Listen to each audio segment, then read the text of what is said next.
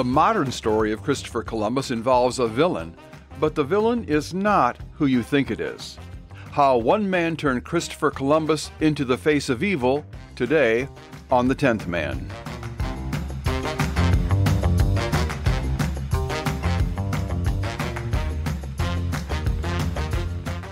One man, one book, one ideology. That's all it took to turn Christopher Columbus from one of history's greatest navigators into the ultimate villain of Western civilization. Not centuries of scholarship, not a wave of newly unearthed evidence, just one activist historian in 1980, a catchy narrative, and a captive audience of millions of students.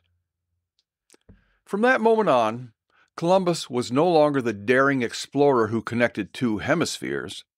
He was the arch-villain in the morality play of Western imperialism. But here's the thing.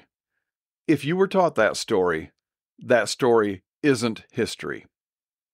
It's propaganda. And if we're going to talk honestly about Columbus, we need to talk first about the man who rewrote him, Howard Zinn. And then about what actually happened when Europe and America collided. Because they did collide. Europe won, and thank goodness it did. Had that not happened, the map of the world might look very different, and not in the romantic way some imagine today.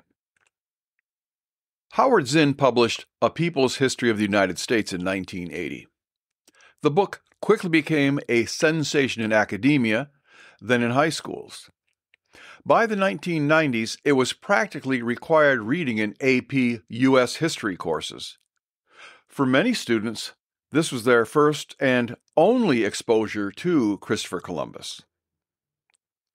Zinn wasn't a neutral historian, which is the only kind of historian we're supposed to study. And he admitted as much in his introduction. His goal, he wrote, was to tell history from the perspective of the oppressed, not to be objective. Of course, he decided who the oppressed were. And that's not my editorializing, that's Zinn's own framing. To construct his Columbus chapter, Zinn leaned heavily on one source, Bartolomé de las Casas, a Spanish priest writing decades after Columbus's voyages. Las Casas wrote vividly about atrocities committed by the Spanish, some of which he witnessed, others he heard secondhand. His writings are valuable, but hardly neutral. Moreover, Zinn cherry-picked the most inflammatory passages, ripping them from context, and presented them as if they were pages from Columbus' personal diary. Professional historians across the spectrum shredded Zinn's methods. Samuel Eliot Morison, a Pulitzer Prize winner and naval officer, wrote the definitive Columbus biography.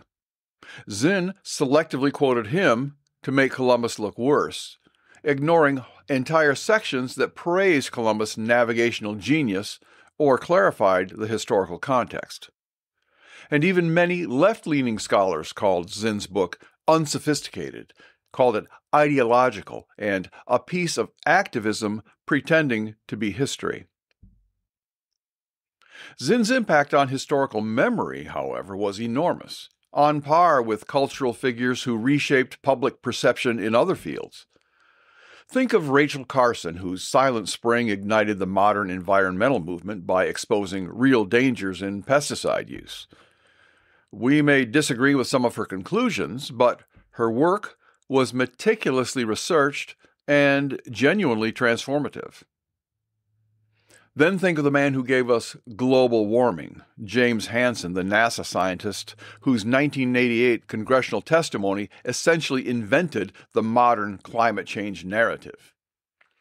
Hansen had data, yes, but also a flair for drama that turned a technical debate into a moral crusade overnight. Howard Zinn did something similar for American history. He didn't just reinterpret the past, he rewrote the moral script. casting Columbus as the villain in a grand morality play. The difference is, Carson tried to inform, Hansen tried to persuade, Zinn tried to indoctrinate. Over time, the narrative hardened. Statues came down. Columbus Day became controversial. Generations grew up knowing the myth of Zinn's Columbus, not the man himself. But Zinn's version didn't go unchallenged. Historian Mary Grabar, in her book Debunking Howard Zinn, meticulously dismantled his distortions, showing how he cherry-picked sources, misquoted key historians, and turned moral arguments into history. Her work exposed the ideological sleight of hand that transformed Columbus from explorer into arch-villain. To understand Columbus, we have to go back to the late 15th century, a time when the edges of the map were filled with dragons and sea monsters. Reaching Asia by sailing west was revolutionary. Nobody in Europe had done it. Nobody knew if it could even be done. Columbus was not a conquistador with an army at his back. He was a sailor, and a good one, with a bold theory trying to reach Asia by a shorter route. He convinced Ferdinand and Isabella of Spain to fund his voyage. In 1492, he crossed the Atlantic in wooden ships barely larger than modern fishing boats. He completed 4 transatlantic voyages, opening the Americas to Europe and launching what historians call the Columbian Exchange, the massive transfer of people, plants, animals, technologies, and ideas between hemispheres. This exchange reshaped human history. Potatoes and corn, maize, transformed European diets. Horses revolutionized life in the Americas. Diseases crossed oceans too, with devastating consequences. But that was not planned biological warfare. The popular myth of smallpox blankets, Europeans deliberately infecting Native Americans, is just that, a myth. There's no credible evidence Columbus or his contemporaries ever engaged in such a scheme. The story was popularized by Howard Zinn and repeated so often that it hardened into fact in classrooms and activist rhetoric. But just as COVID didn't need a conspiracy to spread across the world, smallpox didn't need blankets. 2 isolated populations met, disease did the rest. And here's the part you almost never hear. Disease traveled both ways. While smallpox and measles spread west, syphilis and other pathogens spread east, killing far more Europeans than the reverse over the following centuries. The Columbian Exchange was a 2-way biological highway, not a one-directional tale of European villainy. Columbus himself was a man of his time, ambitious, pious, occasionally harsh, occasionally compassionate. He had authority, but not absolute power. He dealt with mutinous crews, rival factions, and native groups who were hardly passive victims.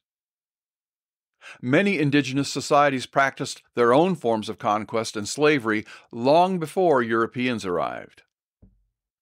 Was Columbus perfect? No. Did he participate in practices we condemn today, like slavery? Yes, so what? So did every other society on Earth at the time. The transatlantic slave trade existed because slavery itself was already widespread, not because Columbus invented it. What Columbus did do was connect 2 halves of the world, setting the stage for global civilization as we know it. When Europe and America finally met, it was a clash of civilizations. Europe won, and that's a good thing. Let's be honest, pre-Columbian civilizations in the Americas were not idyllic gardens of peace. In some of the most advanced cultures, human sacrifice was institutional. The Aztecs performed ritual killings on a staggering scale, cutting out hearts to feed their gods. The Maya practiced bloodletting and sacrifice. Slavery existed in many tribes. Wars were frequent. These were civilizations, yes, but they were not morally superior to Europe. They were simply different, operating under pagan religious systems where human life was expendable. European civilization, for all its flaws, brought with it Christianity, literacy, the rule of law, and a moral framework that would, over centuries, lead to the abolition of practices like slavery. Was European conquest brutal? Of course, but conquest was the global norm. What's unique is that Europe eventually turned its moral scrutiny on itself, abolishing the slave trade, elevating human rights, and spreading literacy and scientific progress on a global scale. The collision between Europe and America was inevitable. The question wasn't if, it was when, and under whose values. People sometimes say, what if Columbus had never sailed? As if the two hemispheres could have remained isolated forever. That's a fantasy. If Columbus hadn't crossed from the east, someone would have crossed from the west. The Chinese were already exploring the Indian Ocean with massive treasure fleets. Japan was a rising power. Russia was pushing across Siberia. Someone was coming. And history is complex. Think back to 732 AD, the Battle of Tours. Charles Martel and his outnumbered Frankish forces stopped the Arab invasion of Europe in its tracks. If Martel had lost, Europe could easily have fallen under Islamic rule. How different would the world have been if it had been the Arabs who discovered the Americas centuries later? If the Arabs had come, the slave trade may have gone in the opposite direction. Not Europeans enslaving Africans, but Arabs transporting Europeans or Native Americans eastward, with a very different set of cultural values, different economic systems, and a completely different moral trajectory that would have shaped the hemisphere. Would today's activists prefer that?